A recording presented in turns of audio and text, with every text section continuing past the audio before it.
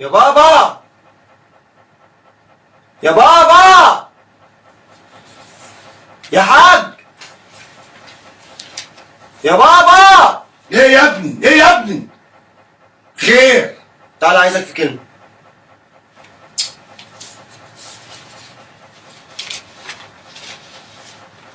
هو ده كله يا مجدي؟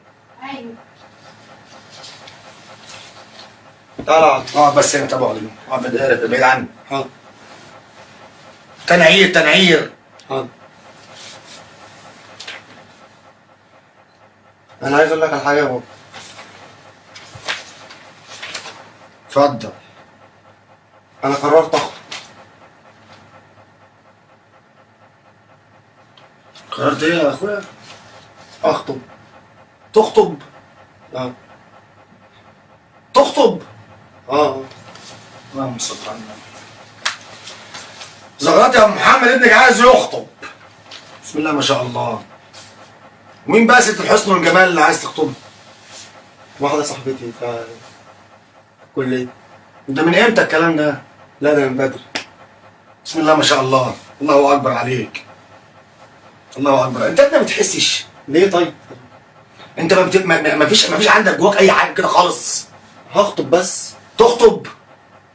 انت حتى كده مأمن عشان تخطب؟ معاك. يعني ما انت ايه يا ابني؟ انت ايه يا ابني ما بتحسش يا ابني؟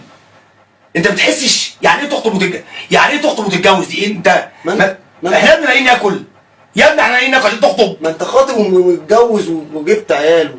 خاطب وخاطب متجوز؟ اه انا متجوز امك قسط يا اخويا. ايه؟ قسط قسط شهريه.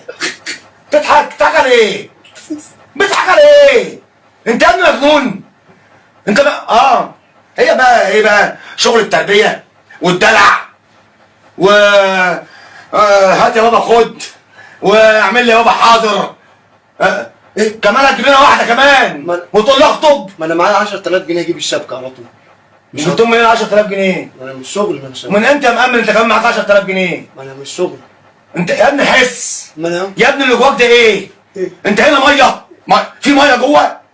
مفيش دم. مش هخطب. مش هتخطب ايه؟ انت كمان تقول مش تخطب. مش هخطب خلاص. مش هخطب. مش عايز اخطب. انت ما تنطقش عايز تروح ما تخطبش. مش عايز اخطب. انت طلعت دين امي كلمتني.